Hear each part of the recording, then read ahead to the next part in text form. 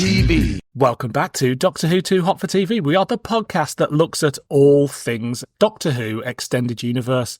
And right now, it's episode 100 of Too Hot for TV. So I wanted to celebrate in style, but unfortunately Joe Ford wasn't available. So I've gone for the B team. It's only my brother Jackson who's backson. Hello. Welcome back. Thank you for having me back. It's great to have you back. Keen listeners will know I'm calling you by your full name, Jackson, rather than your shorter name, Jack, because you used to operate under a very clever pseudonym for the podcast, didn't you? Well, this is some Too Hot for TV trivia, is that my family call me Jack, and I thought I'd use the name Jack on the podcast originally because I thought no one would fucking listen to it. But also, I had lots of other creative things that I didn't want people to Google my name and to see a Doctor Who podcast. But Everybody that I know knows me as Jackson, apart from my family. And then you made a bunch of friends in Doctor Who through the podcast, and they're all calling you Jack, and you're like, it's not my name. But it gets confusing when my girlfriend is calling me Jackson and everyone else in the room is calling me Jack. I have an identity crisis. I have a meta crisis moment where I just don't know who I am. Why don't we call you Jay? Mr. J. I think I should get a new name. Okay. Maybe Decider J. Decider J. I'm into it. You've got the job. So, Jackson, you're back. Mm-hmm. Where have you been? What have I been doing? I've been doing a lot of writing. Been working on a play. I'm trying to get a play made and learning that it's very hard to get a play made. Ah, I see. Now, if you'd watched Mythmakers, you would know that, because that's what all the writers say. They go, I wrote a play, but it's hard to get a play made. And eventually they get one. And before they know it, they're writing The Awakening. That could be you. Yeah. I seem to be just flitting between lots of different creative industries, and every one of them is saying that the house is burning down. Excellent. And I know that normal jobs probably have the same issues, but I don't care about doctors or lawyers or anything like that. No. I only care about right theatre, books, TV and film. What have doctors ever done for us? Especially Doctor Who. Also, the distinction is that Jack used to love Doctor Who and Jackson does not like Doctor Who. Yeah, a lot of water under the bridge since we started this podcast 100 episodes ago. Yes. Nearly 5 years. Half a decade. It'll be half a decade by the time the next episode comes out. We've had three doctors. Tony Selby's died twice. 2 editors of Doctor Who magazine, and Bill Baggs has released more in the last few years than he ever did before our podcast started. So I think we brought that into the world. Half a decade, that's quite scary. Isn't it? But again, 2 of those don't count because it was COVID. I think we should all be allowed to knock 2 years off our age. I think that should be like a global leap year or something. I'd love that. Or the reverse of a leap year. Have they got anything that can de-age us like they do in the films? Well, I'm using a filter right now on Zoom. You? Weird. No, you look older. You've got it in reverse. You look like Tom Baker in Meglos. So, yes, 5 years ago, around Christmas time, we were sat in a pub in King's Cross, and I said we should start a Doctor Who podcast. And you went, and you said, well, what about? And I said, well, it should be about all the stuff that's not on TV. And you went, what? Doctor Who, Too Hot for TV. How we laughed. Yeah. And then we started it, and about 2 weeks later, the world went into a lockdown, and you ended up living with me for 18 months, and we carried that podcast on. Yes. And then you left, didn't you? Left me all alone to talk to Mark Donaldson and Luke Malloy and all my other brothers. Yeah, no, you've got all these wonderful, I would say lovers, not brothers. It's asexual loving, but it's also very dirty and filthy at the same time. I'm very proud that you've sown your oats amongst the Doctor Who podcasters. Well, it was always going to happen. So I thought it'd be nice that you came back and did this anniversary special. So what, pray tell, are we going to talk about today? We're going to be doing A Death in the Family, which is a story. That's not some news that I'm breaking to you over the podcast. We've had enough of that in the last year, actually. And we're going to do Who on Earth is Tom Baker? Oh. Who is he? Was that spoilers? Probably quite close to a death in the family as he's getting on a bit. He is, but we record this the week that Bellal died at 104, so Tom could have another decade in him. He doesn't look like he's got another decade in him. Yeah, I'm out of the loop with a lot of this news because I'm not on Twitter anymore and I haven't joined Blue Sky, so Bilal's news came to me late. I'm so sorry. Well, was it a shock to you? Did you have to take the day off work? Yeah, he was my favourite little stony dwarf man. Mine too. God, we'll miss him. Yeah, with those big black eyes, like he'd dropped a lot of MDMA. I find those eyes a lot more relatable these days because I'm constantly tired, and I just think, I look a bit like Bilal, like a big Bilal. Too hot for TV. So shall we journey back to 1997, the Yes. October of 1997, when the company HarperCollins published Tom Baker's autobiography, Who on Earth is Tom Baker? It came out as a book, but we don't want to talk about that. They also published it on 2 cassettes, an audio version, and that's what we listened to before we did this. News at the time, Nicholas Courtney would be hosting a festive Doctor Who location tour around London. Isn't that exciting? That's cool. Why don't any actors do that now? I don't know. I mean, probably because none of them can walk around much. That sounds like if it was Nicholas Courtney, it would be more of a pub crawl. Yeah, I think so. But I imagine that was great fun. And Yeah. if only we'd known in 1997, we could have gone on it. I'm sure we would have loved to have hung out with 15-year-old me and 7-year-old you. Other news, The Adventures of K9, a proposed spin-off, was in development for television, a spin-off series about K9, which would ultimately materialise in 2010. But, there's nothing like a long development period. And subject to contract negotiation, Frobisher the Whifferdale was due to be appearing in the past Doctor, 6th Doctor novels, which ultimately happened. And Do you mean Frobisher? What did I say? You said the Whifferdale? I said Frobisher the Whifferdale. Oh, I just heard the Whifferdale. Well, I said Frobisher the Whifferdale. Okay. Whifferdillon? That could be my new name. And very exciting, a new Doctor Who toy license holder, Bluebird, was announced, who would be launching a range of collector's classics in the form of a miniature Dalek playset in the style of a Mighty Max. Do you remember that? Yeah. So, our dad used to take me to Toys R Us pretty much every weekend to have a look. And I think I had like a £3 limit to spend on stuff, which got you nothing. Yeah. So it was frequently broken. And it was bizarre because it was always just go and look at Star Wars toys. And there was a brief exciting moment when there was lots of Forbidden Planet toys because of the remake with Joey Tribbiani. That film was a big deal if you were, 8 at the time. I was about 14, 15, and I thought it was a big deal.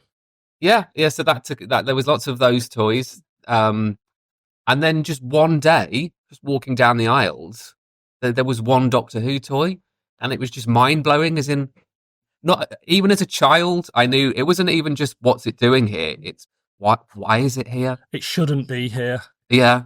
You didn't get that with Dapol, did you? You never walked in and there was Mel or an overly tall Pertwee.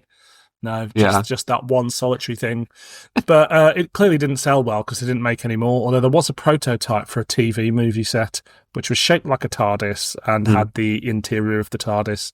And you get a little master, a little Eric Roberts master, a little tiny Eric Roberts, and a little tiny Paul McGann. Yeah. But I had my friends played with that toy in kind of awe, as in, this is cool. Yeah. Well, I mean, it was like a Mighty Max. They were cool. Yeah, and it was a really cool miniature Tom Baker holding a screwdriver. Yeah, but the wrong Davros. Oh yeah, it was the Remembrance Davros. Yeah. Rookie mistake. That's why it didn't sell well, because all the kids were like, no. If you're going to give me Tom, you got to give me Genesis. Yeah, I had a lot of Mighty Max. So I probably crossbred My Yeah, play sets. cross the streams. It happens. I'd get my Dappols and my Star Wars toys and play about with them. Okay. It was great times. There was a Cloud City guard who had a moustache. He could be the Brigadier. Yeah. It God, was- how long ago do those days seem when you were playing with action figures? You're not doing that now, are you? No, that was at least an hour ago. No, I'm not really an action figure sort of guy these days. You just bought a Hoomobile. I did, but I don't play with it. Okay, yeah, but you possess them. Yeah, I do possess quite a lot actually. In fact, I wonder, can I? One second. Have you moved it along a table like a toy car? No. You sure? Yeah. Hang on. Did you make the noise? If I say I'm not an action figure guy, I've just unblurred my image, and you can see behind me there is a collection of Dapple toys. Who's that woman tied up in the corner? That is Bonnie Langford. I'm keeping her here for good measure. We have a great time. I take her out for walks on Thursday mornings before everybody goes to work. Anyway, we digress. Releases at the time. We had The New Adventure, Deadfall, which was a Bernice book. From BBC Books, we had War of the Daleks with the 8th Doctor and Sam, and Illegal Alien with the 7th Doctor and Ace. We also had Doctor Who, A Book of Monsters, Doctor Who, The Book of Lists, License Denied, and the comic strip was Tooth and Claw featuring 8, Faye, and Izzy. Good times. Obviously, we're not going to do a synopsis for this story because it's the story of someone's life. If you want to know it, read the book and listen to the audio. Yeah, But you can't reduce someone's life to a little soundbite. Well, quite. So, have you heard this before, Jackson? I think at one point I must have. And I think I've read it and I think I've heard it. But there's also the strange feeling of you wonder if you've heard Tom mention these stories briefly Yeah. as anecdotes. Tom Baker's life is like this odd, soupy collage of different things that you kind of feel like you know them, but don't at the same time because he's been waffling on to magazines and on TV shows and at conventions for so long. Yeah, but I feel like this was the beginning of the waffling. The Great Waffling. Yes, exactly. And he thought he'd have a few years in it, but he's had the best part of 30 odd years. So I remember, you will have heard this before because I played it several times around the house. And I also had the book. I remember that I think they came out on the same day. And our Nanny Joan, God rest her soul, went along to Waterstones in Birmingham on a school day where Tom Baker was there doing a signing. And she got the book signed and she bought me the book and the audio. And she came back and was like, there you go. And I was so excited. Wow. Till I started listening to it. Because I was, let's work this out, 1997, I was 14 years old. And I wanted Tom Baker of Doctor Who talking about Doctor Who, of which he does it for about 15 minutes in the whole of the audiobook. And the rest of it was just stories about wanking and nearly killing his mother-in-law. And I just remember being like, I just didn't know what it was. And then I remember our Nan even saying to us when he was talking about Wankers Club, what's he talking about? And I was like, he's talking about wanking, Nan. It's like, what's that? And she knew. And she knew that I knew, but we couldn't have that conversation. So it's Tom. very uplifting to know that our Nanny Joan went to visit Tom Baker because I think he would have been very nice to her because I think he loves elderly ladies. I bet her bosom's tingled.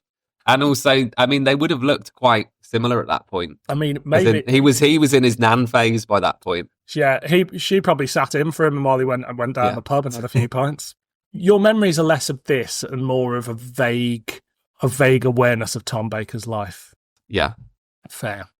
So there are various stages within this book, and I thought it would be good to sort of jump through the key ones. So first of all, what does this say about post-war life in Britain and what it was like there? Sorry to be wanky about this, but there's a British film director called Terence Davies, and all of his work, he probably grew up in Liverpool at the same time as Tom Baker, and all of his films are obsessed with that the period of time when Tom Baker would have grown up there. And he was a gay film director, but has this really kind of sad longing for this time. because he said that there was no other time in life like it. And it Yeah. sounds like that it was a very strong sense of communality whilst being incredibly poor and impoverished. This was when religion still had strong influence on people's lives. To the fact that it would have been respectable to become a monk. Yeah. I mean, religion plays a huge part in his life. And I mean, certainly in the first, I would say, 20 odd years. We'll come to the monkery in a moment, but he talks a lot about being poor and the honor in being poor. Nobody wanted to be rich. And you can't help but think, like, and sort of how this school life was governed by religion and how, you know, the omnipresence of God, which he's talked about many times. And you've just got, like, this makes it, for me, this is like a telltale sign of the religion is there to control poor people. When you've got nothing, you need something to believe in. And so their lives are ruled by this church that just seems to make their lives both strangely miserable, but also strangely sort of pleasurable at the same time. It's both full of horrible stories of what it's like when there is no escape from your peers. So you are really bound to your family and your neighbours in a way that you're right up against all of their issues, and there's almost no privacy. But at the same time, you're kind of all in it together. The community doesn't really exist in the same way in the UK today. So I can see the positives and the benefits, as well as how difficult it would have been. In that you're not really an individual. You are on the same level as everybody else. So the idea of escaping it, there is no escape from your class and your neighborhood.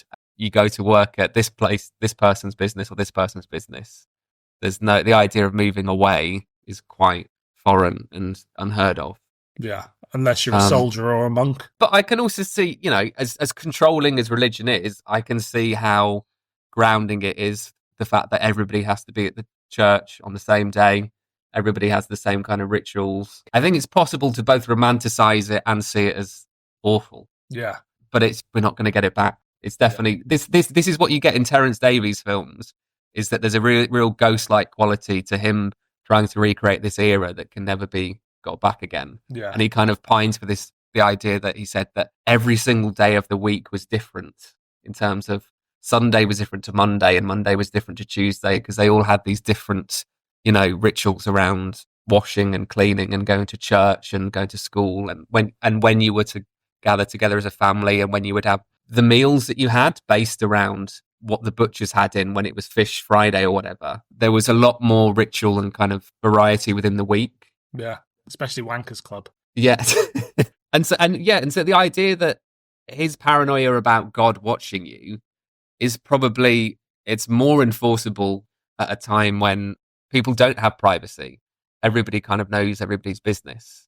So I can see how that kind of enforces that sense of being watched. I mean, we have it in a very, you know, we have this kind of odd technocratic version of that now, where everybody sees what you're doing on social media. So things can change a lot, but oddly the same kind of things keep coming back around in a way. I would love to time travel to there just to see what it was like. Yeah. He paints a very strong image of a peculiar time that sounds horrible to live in, but sounds like they all really loved it. Yeah. I guess when you've been born on the edge of a war, you know, the last few years of a war, and after what everyone's seen, everybody's just so happy to be alive that this sense of community and the fact that bombs aren't dropping anymore is enough to make everything an adventure. You know, he talks about playing in the rubbles of the bomb sites and throwing things at foreign prisoners of war and stuff like that. And you just think, oh God, like everybody was just so happy it's over. It didn't really matter if life wasn't that fantastic. But then also we haven't had the post-war boom. So the people didn't know any different. You know, this life has got more comparisons with the Victorian era or something like that than it has you know, the life we're leading now. He becomes a professional liar. He tells that story that he's told many times before about being given a penny because he was crying because of the cold, and what, as an altar boy, and at the funerals and he becomes a professional liar, and that's how he makes his money, which I think is a neat into acting. And if you sort of get past his first ambition, which was to be an orphan, which I think is quite funny, we sort of get into his life in the monastery. Like, do you know any monks?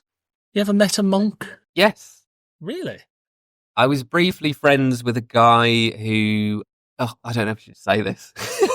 I think he was briefly a Buddhist monk. Right. No, actually not briefly. I think it was I think he spent his 20s and probably up to his mid to late 30s as a Buddhist monk. He's not going to listen to this. No. It wasn't Barry Letts, was it? He was gay, and so he kind of, I think, was trying to make up for his, spending his youth in a monastery by being very promiscuous, which is fair enough. Yeah. But I think he said that there was some real kind of sexual manipulation going on within this kind of all male Buddhist monastery that they lived in. He left it with no clue as to how to function as an adult in terms of like living and like getting a phone, like because he hadn't even had a mobile phone. The thing is, he ran this meditation group. He kind of rejected Buddhism, but was still into meditation, and he ran it specifically for gay/queer men. And then within that group, he had a kind of reputation for trying it on with everyone, young pretty boys, or lots, And so it kind of, there was this odd mirroring of him telling me about his experience in this monastery, and yet him slightly making some of the same errors with his own. Because this was his business, essentially. He was charging people to run a class. So there was this odd echo of it there. My general impression is that anybody who goes down the monk line, because you deny yourself so strongly of something, you have to compensate on leaving it. Yeah. To like overcompensate on what you've denied yourself. And so it probably messes up your relationship to whatever that is. Usually sex. Yeah. It's you pretty much always sex. Although in Tom's case, it felt like it's actually not just sex and wanking, which he talks about a lot. It's a bit of everything. It's to do with attention, boozing, partying. It's not really fixated on one thing. It's he kind of just wants all of life that he felt so separate from.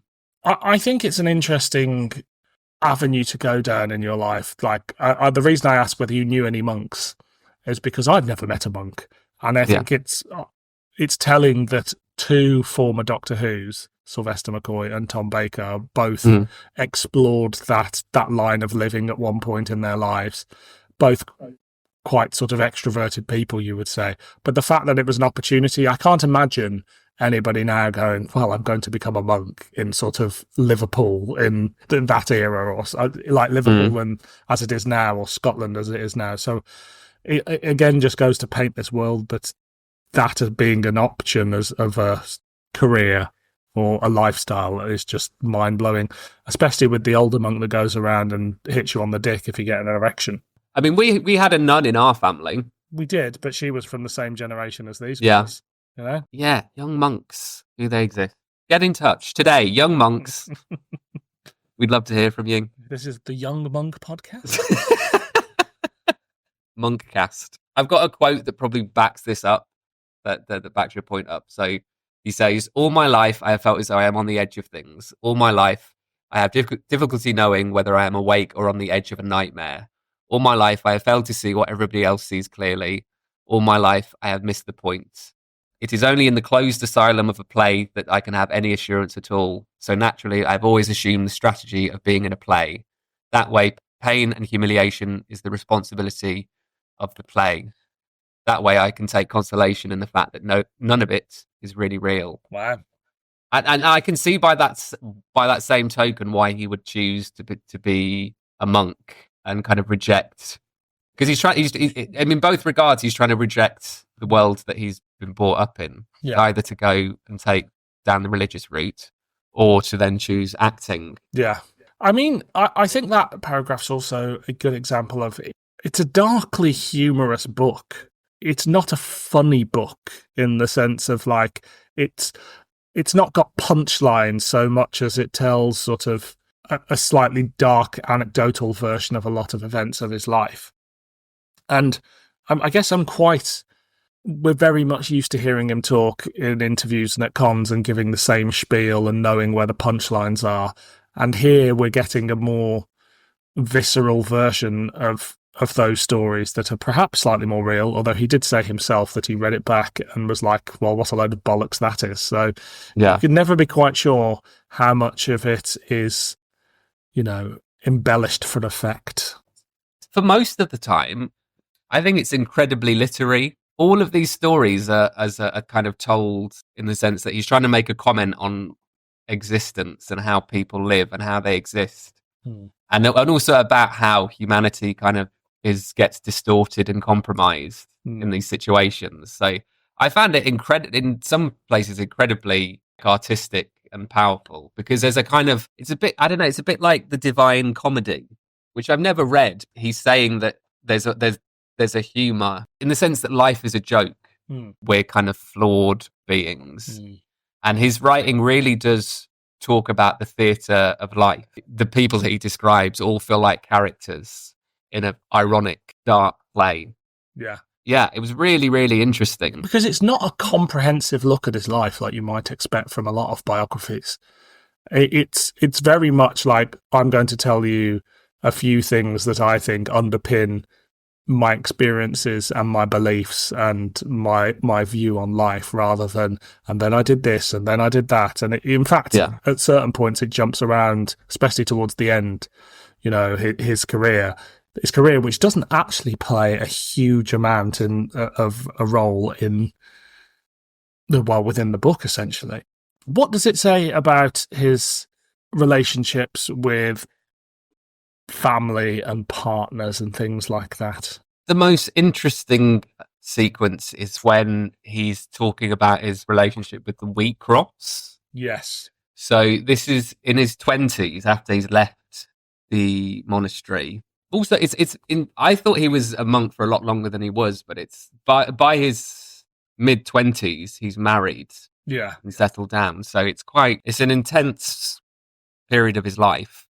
But he describes his father-in-law, Alfred Wheatcroft, as the man who never stopped reminding us that he owned us, like a huge, abandoned, whimpering old Guy Fawkes. I mean, the most amazing thing is that he tells Tom when he's had his first son that he owns the baby, because they're reliant on him, and he's reliant on his father-in-law employing Tom.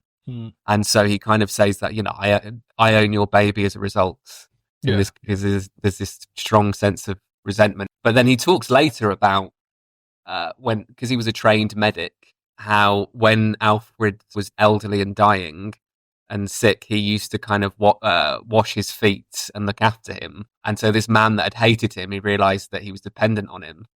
And he goes, he phrases it as, I wiped his arse as I realized I had them all by the balls. Meaning that all of the rest of the family were they needed Tom to look after their vile dad. And Alfred goes, you might be a lousy son-in-law, but you wipe good arse. And he goes on to describe then his relationship with his mother-in-law, Alfred's wife. Yeah. Because he says at the time, I was impotent at home, depressed, having swapped God for a hard-on. And he gets into a fight with his mother-in-law where he starts throwing a garden hoe at her. And he goes, drawing one hoe, I took aim at the screeching old bitch and hurled it straight towards her face. But old she-devils don't die that easily. As she picked up the hoe, she ripped off a tremendous fart. That should have eased the tension and my mind too. But she straightened up and aimed it towards me, yelling, you're common and disgusting too. As though it was me who had farted. I hurled at her hoe after hoe, but not one got to her. I got back to the bathroom, and as I was sick, I remembered a girl I had treated badly, and suddenly I got a terrified, trembling erection. I was very mixed up, and my stalk vanished. Which is really, it's all horrible. Like, he's describing he's 26, depressed, working for his in-laws who hate him, and he's completely doesn't really understand his own body or have a healthy attitude to sex. No. At all. And his dick leads him quite nicely into his career as well, doesn't it? He talks about his first job, and you're like, is he a porn star? I couldn't figure that out. I couldn't figure out where that job was in his timeline. If anything, that was the least interesting part of the book for me, because there's a real sense of, I don't know, there's an even though as grim as it is, there's a degree of pathos in other bits of the book. Whereas in this, it feels like this is just a fruity, saucy anecdote that he tells to fans in the bar after a convention. Yeah. Like, it feels like he hasn't actually even worked out how he feels about this. He's asked to get his dick up on camera and he can't do it, so they get an extra in to do it. Yeah. And he's talking about, you know, the camera crew laughing at him and comparing like dick sizes. And he's retelling the story without really having any feeling on it. I think he's just doing it for the effect of having something a bit saucy to say. Yeah. I think he's got so much to say about his early life, and that is the first half of the book. And then when we get into his career, it sort of loses its way, because as I said, it's not comprehensive. So it's neither comprehensive enough to be sort of interesting to nerds or detailed enough to kind of really paint a picture of what life as an actor at that point was like. And I mean, I'm imagining it's a chapter in the book, but it's probably about 10, 15 minutes on Doctor Who in total. And I guess, like, at that point, I'm sort of slightly like, there's still fun little things in there, but I'm slightly starting to lose interest in the way that I found the first half of the book captivating, because it is such an alien life. Yeah, yeah. I mean, there are some outright funny lines earlier on in the book.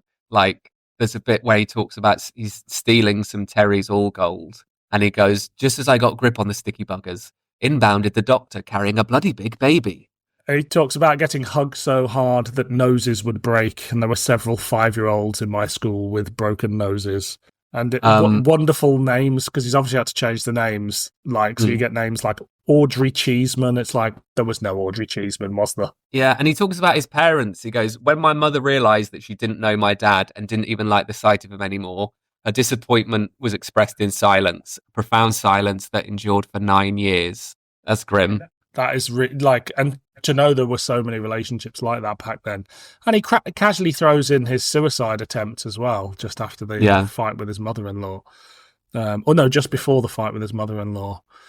And you're just like, what a life. Like, and, you know, I'm not saying, someone should make a film of this, but as a story of someone's sort of early life, it is unlike anything I've heard before. He's been brought up, like a lot of people, to just not know how to relate to sex. Yeah. There was a journalist called Deborah Orr died a few years ago, and just before she died, she released a memoir about growing up in Motherwell in Scotland. And her parents were like working class Scots, brought up religiously. And she remembers her mum as an adult saying to her, "You actually like it, don't you?" Meaning referring to sex. Because her parents had been brought up to be so ashamed and dislocated from sex that she was horrified that her daughter might actually enjoy it.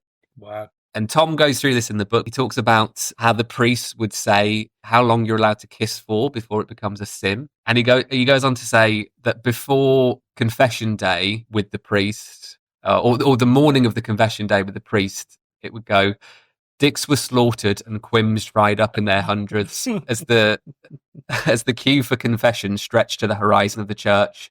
It was wonderful. I miss it still. This feeling of self-loathing and the desire to be a slave to anyone, as long as they knew what life was about." I mean, it is horrifying in a way, but the fact that he and you believe him when he says he misses it. There is a certain longing throughout the book, as we've said, for that sort of thing. It also strikes me that we're very used to Tom being obsessed with death, and I think that starts around this time, although it isn't mentioned that much in the book.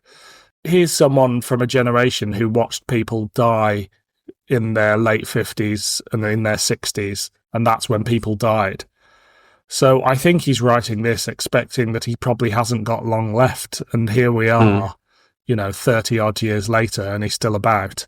And I think, we've seen a profound change in him over the last few years, where he's lived long enough to regret a lot of his actions and to sort of be very retrospective on life.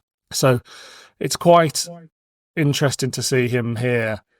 It's not arrogant, but I would say his sort of actions in life, he just seems to have been assured that whether they were right or wrong, they were just things that happen, and there were, no apologies needed, I guess is what I'm trying to say, no remorse. What's interesting is how he doesn't talk about acting as, I really found this professional craft that I really just loved and enjoyed. He talks about it very cynically in terms of, I was good at lying, good at being someone else because I didn't really know who I was. Like, he doesn't really talk about it in the most positive way, and he mainly talks about it as just a means to get attention. He says when he became successful as Doctor Who, he goes, "The crowds that found me boring now found me fascinating." Probably one of the best lines in the book. He goes, "I bought the drinks and sang out of tune and still got the applause. I also got the clap.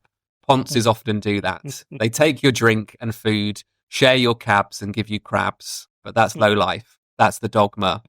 Give you what you've got and I'll listen. And if you play your cards right, I'll infect you. And like a lot of victims, I was grateful." Which is a really kind of big, dark testimony to just how much he just wants to be adored and get attention and to be seen and to be noticed. But I think the difficulty with that is that if you're that thirsty for it, it means that as soon as he stops being Doctor Who and as soon as he stops getting the bigger roles as an actor, he's kind of finished himself in a way. Well, this is him. Like, again, I say he thinks he might be at the end of his life. He's at the perceived end of his career. It's before his big reinvention as not just the voiceover artist, but the voice of Little Britain, being in Randall and Hopkirk, and suddenly becoming one of Britain's most recognisable comedy voice actors, shall we say? So, I don't think he was expecting the second wind, and it certainly finishes on quite an abrupt note. To the point that, he tells you a little bit about his life at that point, and he just thinks he's washed up. But actually, he was headed for further successes. Yeah. I mean, there's nothing that speaks to the fact that he felt like an outsider more than his voice. Because he's a Scouse. Yeah. Would love to know at what point he had that voice. Because he slips into the Liverpudlian when he's doing the impressions in the book very easily. He doesn't mention drama school, does he? But I wonder if he went... Not on this audio version. No. It must be in the main book, because I feel like there's loads that we've missed. Yeah, I mean, it's 2 90-minute tapes, 45 minutes aside. Like, there will definitely be things that are cut out, but, this is the version we went for. Is there anything more you want to say on this? Well, the fact that this is... You mentioned this is him feeling like he's at the end of his career is kind of highlighted by the fact that this is the point when he's tending his own grave and that he's got his gravestone with his name on it in the churchyard. There's a really funny moment where he talks about meeting a fan who's looking at his grave. The fan looks at the grave and looks at Tom and he says, "You've got a lovely Honda?" And Tom goes, "No," I say, "I've got a Peugeot, a French job, an estate. I like it." And then the fan goes, "I meant your mower," he says. "I'm sorry to hear about Mr. Pertwee. This swift jump from Honda to dead Time Lord makes me feel uneasy." And he's talking about the death of John Pertwee. He is really funny, and I really like him as a writer. I'm kind of quite disappointed that the only other thing he wrote was The Boy Who Kicks Pigs. Yeah. Because I feel like he could write a whole series set in post-war Liverpool for adults, rather than going for... I mean, The Boy Who Kicked Pigs is insane because it's trying to be a Roald Dahl book, but with horrible gore and really, it's like a genuinely violent, nasty Roald Dahl book without any of the kind of magic in it. Absolutely, it's brilliant. Well, there were 2 other books announced that never happened. There was another child's book, like The Boy Who Kicked Pigs. This one was called Scarecrow something, and I know he said he'd written it. But I don't know whatever happened to it. And then there was listed on Amazon a second edition, like a new autobiography, but it just disappeared. It was there for a few years before COVID, and then it was gone. So who knows whether we'll ever see that. And then, of course, there's his...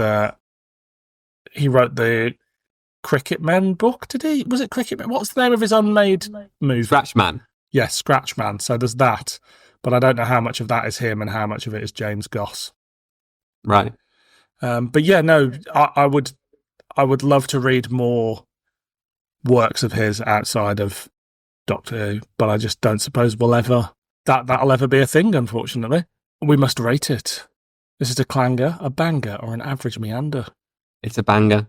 It's a banger from me too. It was the first time I really listened to it and appreciated it, and I probably will read the book at some point too, because I think I'd got sort of childhood embarrassment sort of associated with it, which I no longer do. Too hot for TV. The next thing we're going to look at is Death in the Family from Big Finish Productions, written by Stephen Hall, directed by Ken Bentley, produced by David Richardson. It was released on the 13th of October, 2010. News at the time: Day of the Daleks was going to get CGI effects added. How exciting. There would be American characters in the next series of Torchwood, currently titled New World, and Louis Marks had just died. Do you remember when America seemed like such a gleaming possibility for Torchwood? I would say it's underrated, Miracle Day. Yeah, you're a big fan, aren't you? It had a reputation that it was just absolutely awful, and I don't think it's awful. I don't even think it's bad. I just think it's a mess. Right. And I think those are two very different things. And the oddest thing, because I rewatched that this year, the oddest thing was that since it came out, I've watched 6 Feet Under, and one of the lead characters from 6 Feet Under is in Torchwood. And so at the time I was just like, who's that American woman? But now I'm like, oh my God, this is a big deal. Yeah. I've just realised it like 10 years too late. You're its biggest fan. I mean, I only knew who Bill Pullman was because he was in Independence Day. Yeah. But the journalist with the ginger hair is one of the lead characters in 6 Feet Under. And you've got Q from Star Trek, and you've got Ernie Hudson from Ghostbusters in there as well. All the stars. So, releases at the time. From Big Finish, we had Bernice Summerfield Escaping the Future. The comic strip was The Golden Ones with Eleven and Amy. On television, we had K9, the TV series, as mentioned back in 1997. The episodes were Taffany and the Time Loop, Robot Gladiators, and Mind Snap. 3 of your favourites there, I'm sure.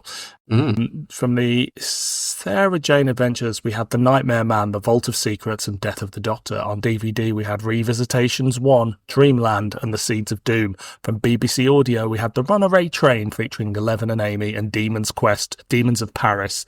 On the Wii, we had Return to Earth and Evacuation Earth. And then live to audiences around England, The Monsters Are Coming. Do you remember that? No. We went. Did we? Yes. What, this was the live show? Yes, we went. And Matt Smith appears at the end in silhouette or something. Yeah, as like a hologram or something. Like he's on a. Was it kind of like a concert with monsters? Yes, but it had a plot. It was set inside a miniscope, and Nick Briggs was in it as Churchill. Yes, as Churchill, and a few other things. And Neil from The Young Ones played the miniscope proprietor. That's all I remember about it. I'm sure it was great. It was written by Gareth Roberts. Do you remember him? No.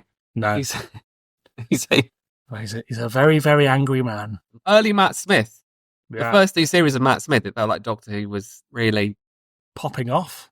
Yeah, getting a big hard on. And you look at the, we've got the K9 series and the Sarah Jane Adventures running. They're talking about Torchwood Miracle Day, which is going to happen in the Americas. And we've got 2 games on the Wii. We didn't know we'd get that when Dalek Attack came out, did we? And then that leads us nicely into Death in the Family. Too hot for TV. When the Doctor is killed in a fight with the Word Lord, aka Nobody No One, his companions find themselves on the other side of the universe, far from each other, living in a world without the Doctor. Hex finds himself on Villarg with Evelyn Smythe, who tells him about his mother, while Ace is on Earth and refuses to give up on bringing the Doctor back, where she marries a man she meets called Henry Noon. She asks Henry to write a fictional account of their relationship, which makes her a fictional construct able to have the same power as Nobody No One. She resurrects the Doctor from death. The Doctor then visits Evelyn with Nobody No One giving chase. However, the Doctor has actually projected himself into Evelyn's mind at the point of her death, with Nobody No One actually in her mind, meaning he dies when Evelyn does. Too hot for TV. I'm presuming you've heard this before. Yes. It has a reputation. What's its reputation, would you say? Its reputation is for being bloody good. probably the top 10 Big Finishes. I can't comment on most of Big Finish since then, but this feels like the last Big Finish classic that they released. Also, for that age of fandom, obviously there might be younger fans who listen to Big Finish who've got different opinions, but this felt like the last great Big Finish release. I think it's around this time, probably another year or so later, that probably the people who started with them from the beginning, who were Wilderness fans, started to tap out because the arcs, I feel like the arcs became lesser in the main ranges, and perhaps, there was things like Dark Eyes happening, so you might pursue that, but you didn't. For me, certainly, the main range became less of a need to, like, you didn't need to go to it as much in the way that it was an essential for many years. But I think there's still a few releases after this where it's still relatively, exciting. So, can you remember what happened before this? They were doing trilogies of stories of each Doctor, and so they were wrapping up lots of things. So with this, they were wrapping up. Prior to this was Project Infinity, I think it's called. And that was wrapping up Hex's arc with his mother and the Forge. It was an odd little patchwork of interconnected characters in Big Finish, where the Sixth Doctor and Evelyn meet. Is she called Cassie? Yeah. I think Cassie or Cass. Yeah. And she gets turned into a vampire by Nimrod and the Forge. Yeah, and she's in Project Hex's mom, right? Yes, she has baby Hector, and then the Seventh Doctor then picks up Hex as a companion. Those are plot threads that have been spread out over like a decade. Yeah. With no clear intention as to where it was going to go. Yeah, it's a really loose arc that they just seem to pick up and drop.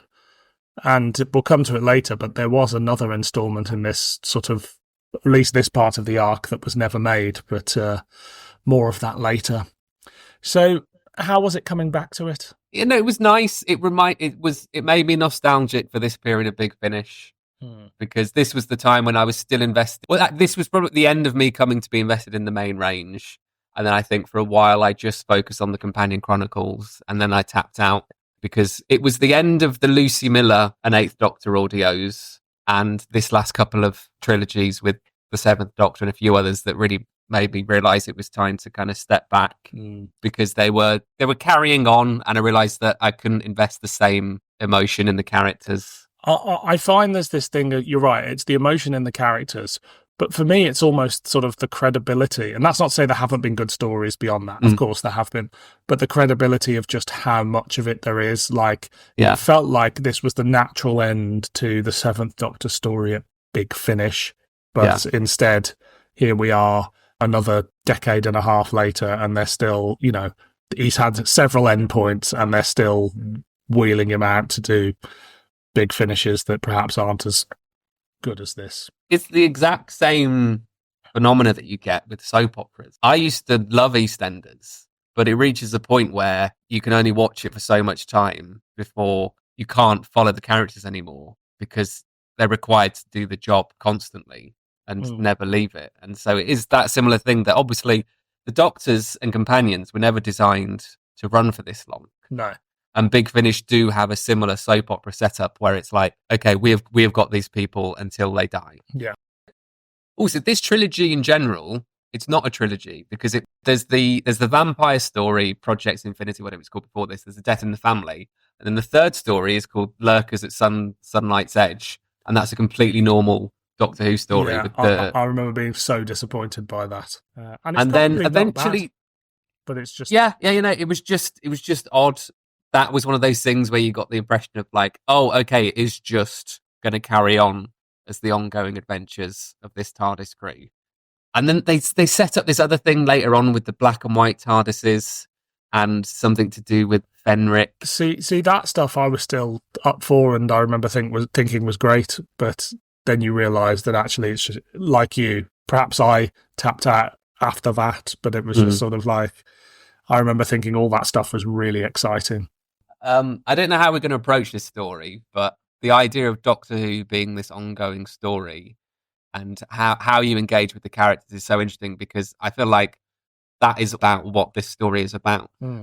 Well, why don't we look at sort of each of the characters within this story has their own arc and have been on their own arc throughout this sort of series, and then in itself, it's got to be a sort of arc. Well, a conclusion to a grander arc. Maybe we look at the whole story a little bit further down the line, but look at sort of what it does to, I mean, mainly the companions, let's face it, because the Doctor is not necessarily, you know, I don't think this moves the Doctor on in any way as much as he has some nice moments, but he's absent for at least, for a fairly large portion of it, at least on disc 2. Yeah. So, I mean, let's jump into what it does with Ace, Sophie Aldred. She has some fantastic moments in it, and for me, again, it feels like, okay, I could probably leave Ace here. You know, I think this feels like and she's had many ends, and will probably have many more. Yeah, but you're kind of after this point going, why is she carrying on traveling?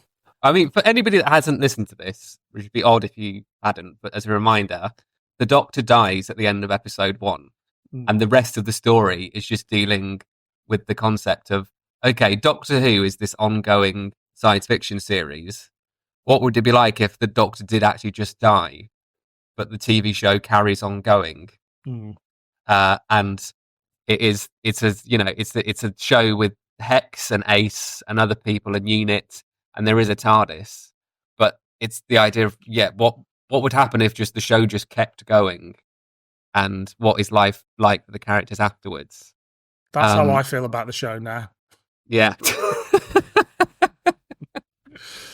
For Ace, she is the one who's determined to be like, no, of course we can fix this. This is, the Doctor never dies. I can fix this. And so she's determined.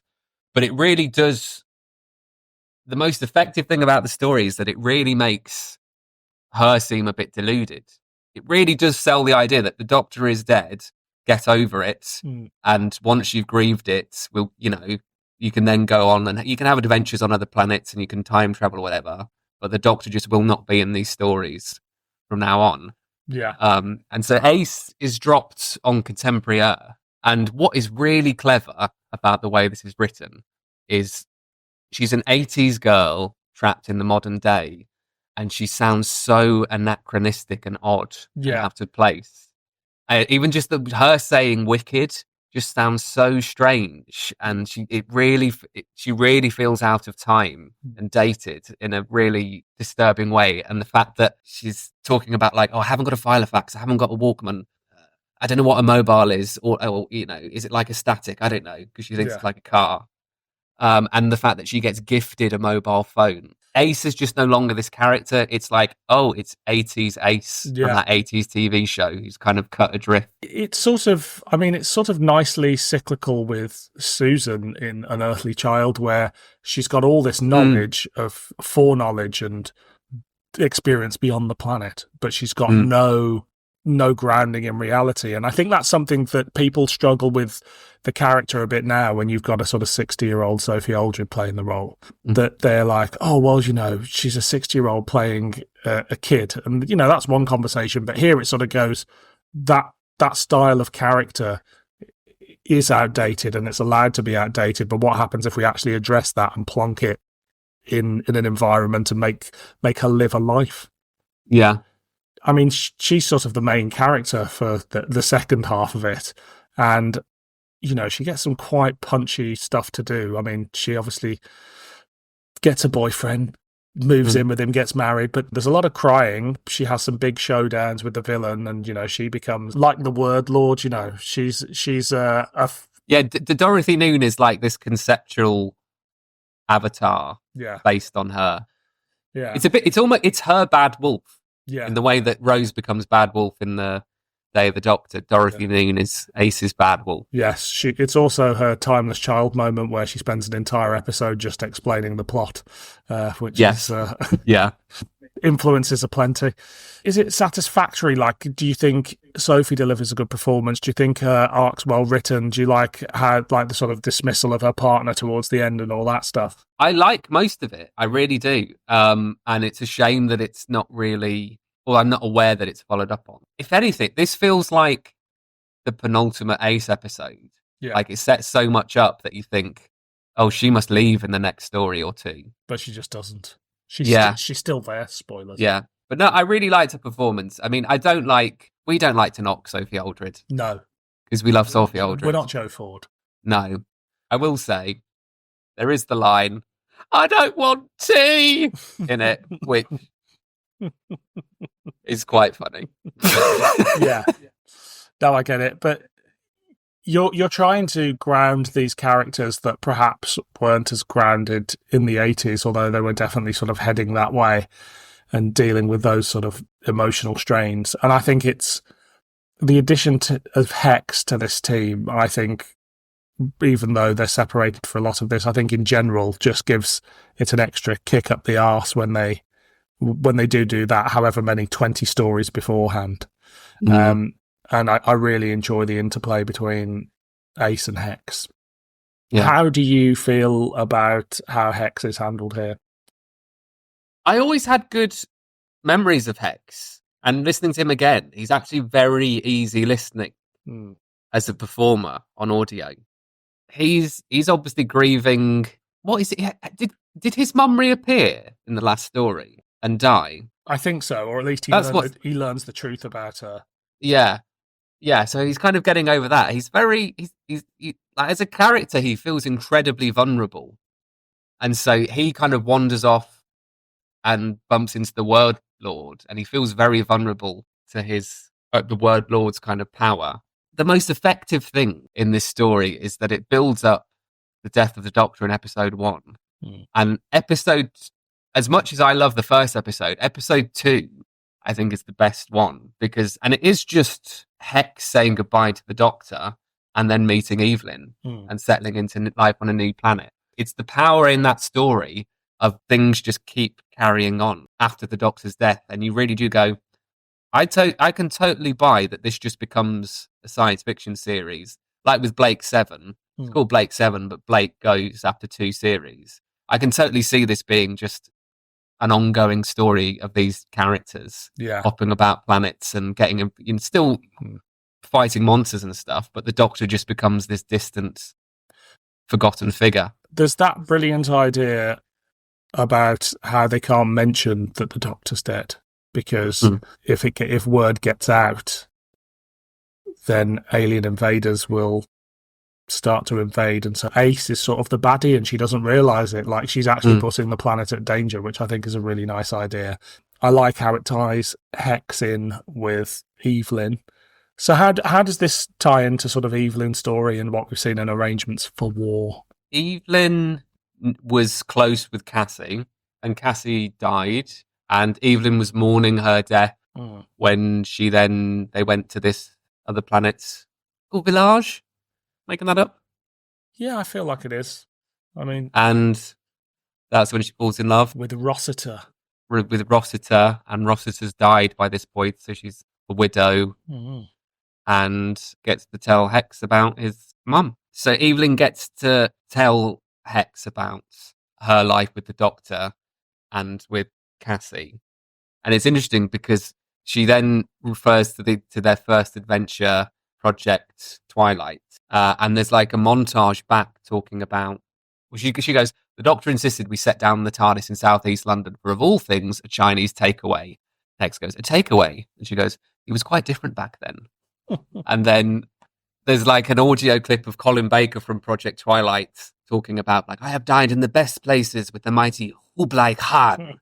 And it's like really, really funny, but also really sweet, because suddenly it's a memory of Big Finish when it was still a fairly coherent universe, and that this was all of the Doctors and Companions were like new characters in Big Finish, and they had this kind of gestation over the years, and so it still felt like a bit of a coherent universe. And this happens in the first episode as well, when the Doctor destroys the Word Lord, it uses clips of other Big Finish stories to kind of inform his memories. So it does have this really lovely interconnected, feels like a universe. It's not the TV show, it's not the new series, and it's not Big Finish now. This is a particular generation of Doctor Who that we can't get back. So this was number 140, and that may sound like, oh my God, what a load of Big Finish. But if you think about it, that's like 30 stories per Doctor, something like that. Yeah. So it's not a huge amount. Like, you can still sort of recall most of them. Like, obviously there's a few you're going to be like, what happened in The Dark Husband, if that was before this or whatever, but there's so many key moments within the lives of those characters within the Big Finish universe at that point. As you say, like, it is a cohesive, like, whole that, you know, we just don't quite get anymore. Now it's just a whole. How do you feel about the death of the Doctor? I enjoyed it. I thought like it was a powerful moment. I think it's probably handled better in the resurrection and the plot behind it than it is in Series 6 just a year later on television. But I do think that telling the story in this universe and on audio and with classic series now enables you to do something a bit smarter, I suppose you'd say, because you're writing for a niche audience rather than a global Saturday tea time. It feels really epic to get this far to it in episode 1. I think is quite amazing. For me, it was just as powerful as the Seventh Doctor's other death at Stonehenge with General Tannis. Death Comes to Time, which is odd that the Seventh Doctor's had these two different deaths. I mean, they're both outdoors in a kind of clearing in the middle of nowhere with this godlike being, and the use of clips of other Big Finish stories really. You can really see what's happening. Like, the sound design, I think, is incredible in that.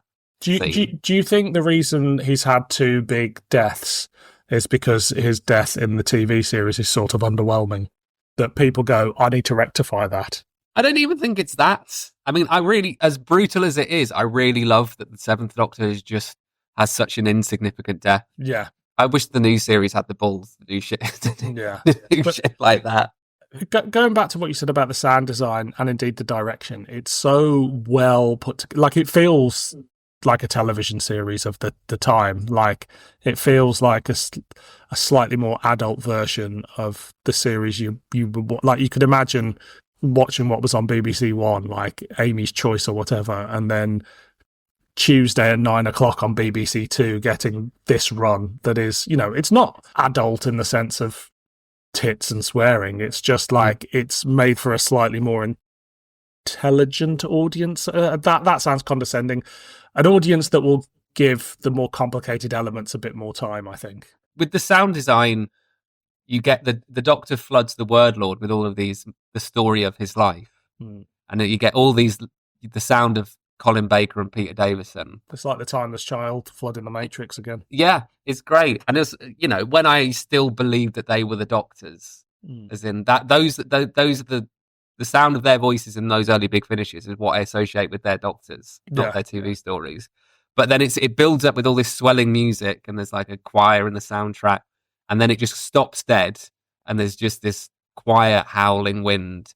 And you hear the sound of a body dropping, which is the death of the Doctor. Yeah. It's fucking great. It's brilliant. Obviously, at the heart of this story, I mean, it's about telling stories. It's about words. It's about the Word Lord. It's stories within stories, and that ultimately that's the thing that finishes off the Word Lord. Does the Word Lord's story work here, and the use of words within this story? He's great. I think it's a great performance. Ian Reddington, formerly the chief clown in Greatest Show in the Galaxy. Yeah. I mean, he has, I think it's one of the best villains in probably all of Doctor Who. There's such a vogue ever since John Sim, there's been such a vogue for like wacky villains. And I think Russell T Davies goes overboard with this to a degree, in that it's always, well, we'll never do just a sinister figure. It's always got to be a kind of unhinged, insane figure. But the Word Lord gets it right, because it is such an insane concept. And so he just has mad lines like, I've seen it all, the past, the present, the future. Yeah, ma'am! Nobody tells the sun when to shine. And then he switches the sun off. Yeah. And then he says, oh, I've got to switch the sun back on just to see your face. It's brilliant. It's so brilliant. And you can see it through the sound design as well. Horrible kind of silence and some cars swerving. As the sun gets switched off, and then towards the end as well, there's a point where Evelyn calls him an animal, and his laugh in response is like no other laugh I've ever heard. It's so disturbing. He just feels like such a threat. Yeah. You know, like when the master shows up for the 14th time, you're like, okay, well, they're going to have a bit of back and forth.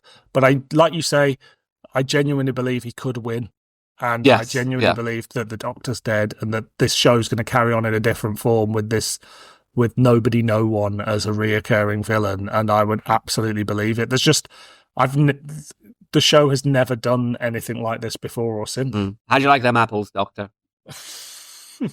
And I've got a bit of a god rush.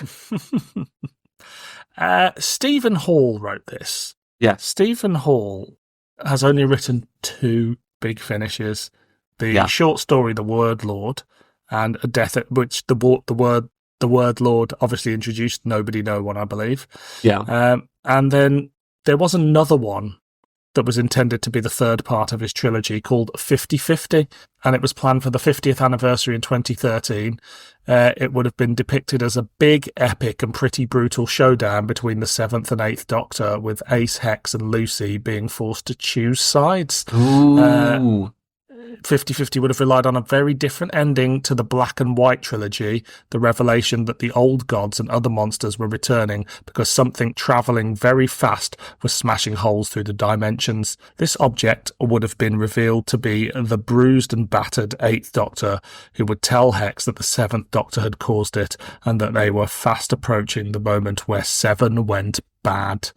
The story would have involved the temporal wish, which could have been used 3 times to recalculate time, so specific events could be rewritten without timelines being damaged.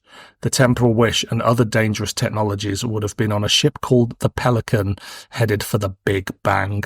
However, Big Finish thought it would be too expensive, so they didn't make it. Big Finish. I know, but just think they went with the light at the end, which surely must have been more expensive. I think this is exactly this. Exactly the sort of story they should have done as a proper celebration of the 50th anniversary, just to do a big story like that. And all those things do get explored eventually, but they're just eked out and done by lesser writers, and it just feels like I mean, outside of this, Steve Hall has wrote. Is it Steve Hall or Stephen Hall? Stephen Hall. Stephen Hall, he wrote a novel called The Rorschach Texts. That's about a similar premise where like words and ideas are just as tangible and magical. And I think it's about a guy who wakes up with amnesia, and there's like a literary shark seeking him out, and it was a really fun book. I remember it being really good. It was very successful, and everybody was waiting for a follow-up. I think they tried to make a film with it, but they probably realised it was impossible. And he just had his second novel come out, like 15 years later, however long it's been, this year. Oh, wow. And I think it got good reviews. I'm gonna give it a read. But there's a character in there who's like a kind of washed-up writer who only writes things for tie-in fiction for TV shows. Wonder who that could be. But yeah, I think he got involved with working for like games companies or something. But right. Yeah, it's a shame it's taken so long, because the Rorschach text was a really fun, great read, and it does really weird things with the layout of the text to show this kind of shark coming towards you to eat you. Yeah, it's a bit like The Matrix, but wordy. Yeah. So is this as good as its reputation? Does it have any flaws coming back to it many years later? First 2 episodes, I loved it. I thought this is just as good as I remember it being.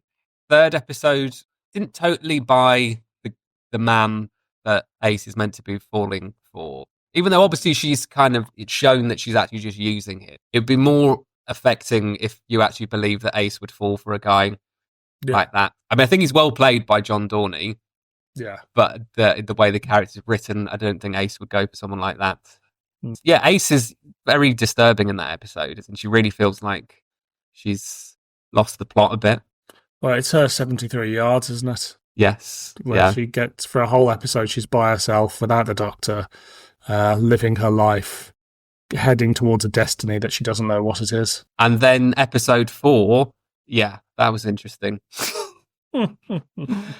I remember this being absolutely mind-blowing when I heard it first time. Dorothy Noon is this kind of conceptual entity based on Ace, made of words, that is meant to be a rival word lord to the word lord. She has this insane, 10-minute exposition of telling the word lord what she is and what her plan is and how they're going to defeat him.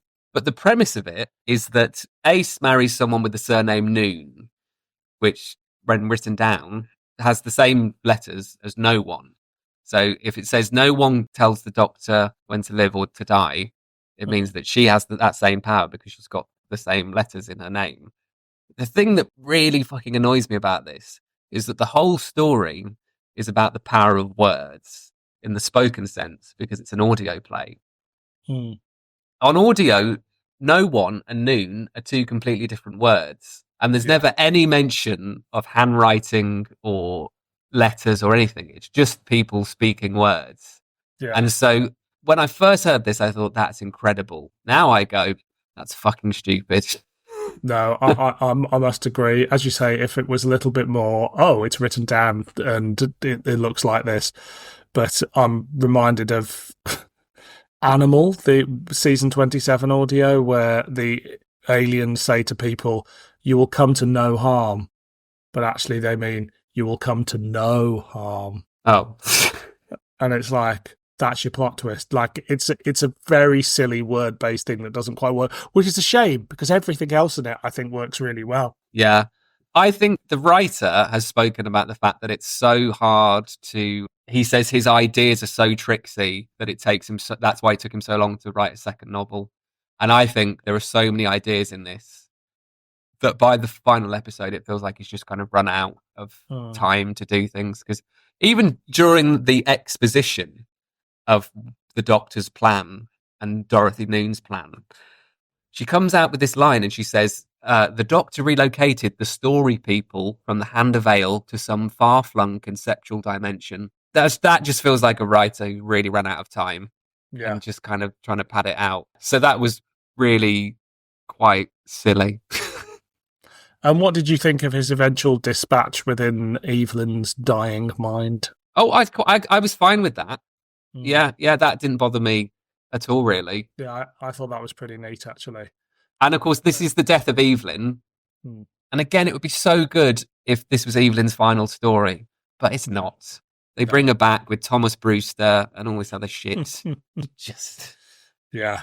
But those stories are set in, at least they're set before this, you know? Yeah, they are, but there's only a handful of them. Yeah. But yeah, no, I appreciate that you just wanted to sort of mic drop and fuck off, don't you?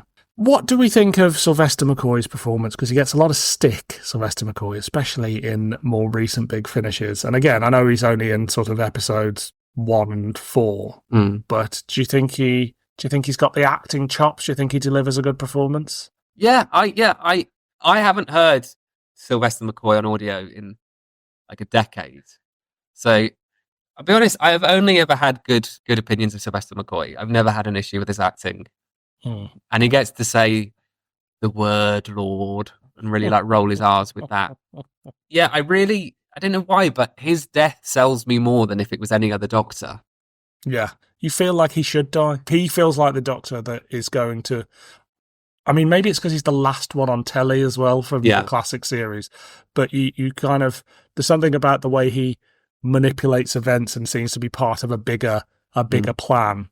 Yeah. Perhaps you go, this is the one. He's reached his zenith of powers within the universe and it's time to drop him. He's got too big and he needs to die. Yes. Yeah. Anything else you want to say on Death in the Family? Great soundtrack. It's like a proper soundtrack. Yeah. You've got a choir in there. It really sells this unnerving, disturbing sense of just time carrying on.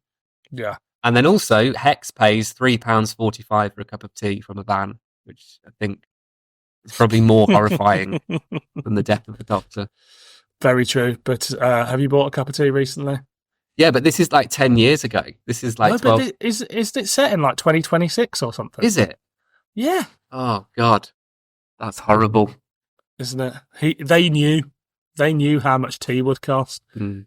Do you remember when in Battlefield, like, what was it? A pint was like a £5 or something, and everybody thought that was fiction. Yeah. And now I crave the days when a pint was a £5. Yeah. So we must rate it. Is it a banger, a clanger, or an average meander? It's a banger. It is indeed a banger. It was great to go back to this and still largely enjoy it. Too hot for TV. Excellent. So we've come to the end of episode 100. So what a ride it's been, Jack. So how are we feeling about the world? Are we positive about the world of Doctor Who these days?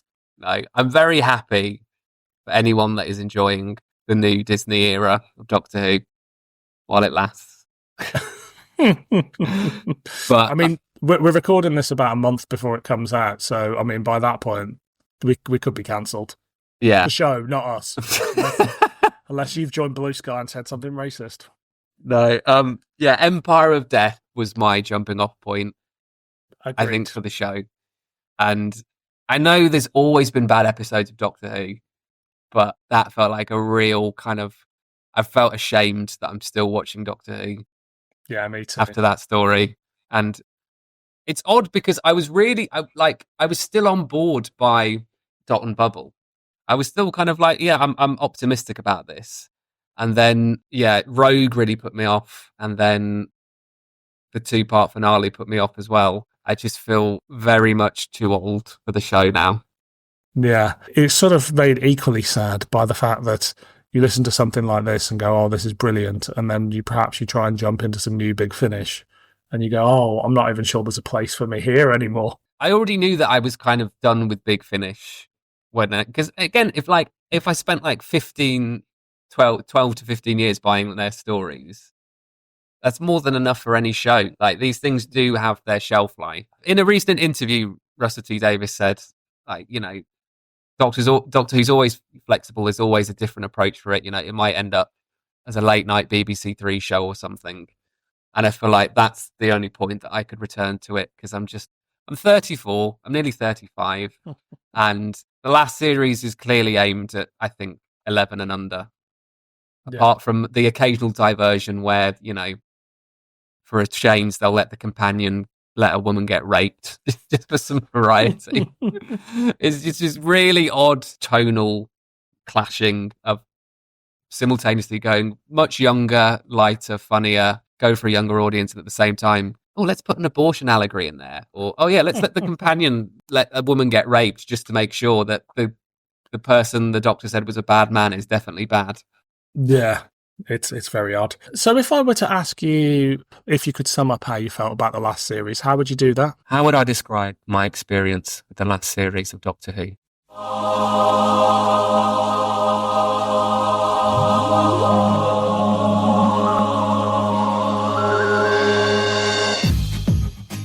I would say it's been like going out on the best night out you've ever had. A club night full of the best music, the best drinks, the best people. There's this northern bloke in a leather jacket, and you're like, you're sound. Bit grumpy, but sound. And he gives you a bump of Mandy, just to be kind, and you're like, thank you, pal, thank you very much. Then there's this skinny bloke in a suit who buys you a drink, and you're like, you're well fun. And then there's this floppy-haired Tweety guy who gives you a line of Coke for free, just because he likes you in particular. And then this old guy turns up, and you're like, what are you doing here, Grandad? But you love him. You love that he's out. Love that he's out and partying and doing his thing. And you feel like you're getting near the end now. The DJ's on his last set. You think, I'll head home soon. And then you meet this Mardy Northern girl, and she's like, come on, mate, stay. I want to dance with you. You do, because she's lovely. She's absolutely bloody lovely. And you do stay, and you laugh, and you dance, and you do some more shots, do some more Coke, and you do it because you're alive. And all of a sudden, the last song's over. The dance floor's empty, and you're sweaty and you're tired, and your head feels heavy. When this young chap appears, and he's like, after party, mate. After party. And you're like, nah, I'm done. But you can't say it, because your jaw is gurning like mad. But he insists. He says, his mate's a DJ. We've got a nice little setup. plush place just off Clapham Road. And you're like, no, I'll get a kebab. But he's nice. He's charming. And between you and me, Dill, he's gorgeous. Whether you're that way inclined, he's bloody lovely. So you go. But it's not the flat you expect it to be. It's smaller, cheaper than what you expected this gorgeous movie star fella to have. So you sit down. His mate plays his tunes, drum and bass. And pretty boy, he lines up some powder for you and you say, I'm done, mate. And he says, it's not coke, it's ket. And because you're too tired to move, you think, where are you going to go? So you do it. You snort the ket. And as the room gets hazy and dark, you ask, what's this playing? Sounds odd, almost orchestral. And his mate, this Welsh kid, says, it's Murray Gold. And you're like, he's still going? And he says, yeah, man, you never left. And all of a sudden, you feel a hand on your thigh. And you turn to pretty boy and say, no, man, it's cool. And he's like, come on, you're hard. And you say, I know I am, but it's nothing. It's just the drugs. It's the E and the coke and the ket. And you don't want to do nothing, because even if you did, you'd be at it for hours because you couldn't finish. But he's pretty, and he goes, go on. Don't be a fucking prude. Because you're too tired to go, and too fucked to stay. You do. Those are my feelings about the last series of Doctor Who.